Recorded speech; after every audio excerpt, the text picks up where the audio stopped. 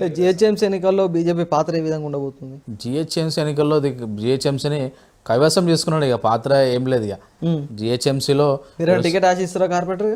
నేను ఖచ్చితంగా ఆశిస్తున్నాను. ఏడి నుంచి ఆశిస్తారు? ఇక్కడ మేడిపల్లి డివిజన్ నుంచి ఆశిస్తున్నాం. అంటే మాది మేడ్చల్ మల్కాజ్గిరి జిల్లా వస్తుంది. మల్కాజ్గిరిలో ఇంతకుముందుకి ఇది పిర్జాద్ కూడా కార్పొరేషన్గా ఉండే, ఇప్పుడు మేడిపల్లి డివిజన్ అయింది.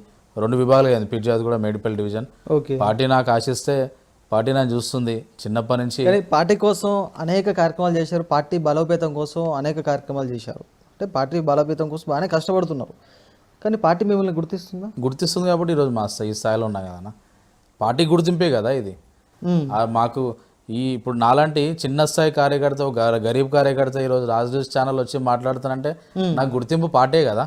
ఓకే. ఒక ఛానల్ వచ్చి మాట్లాడుతున్నామంటే దాని గుర్తింపు పార్టీ ఇచ్చిందే గుర్తింపు ఇది.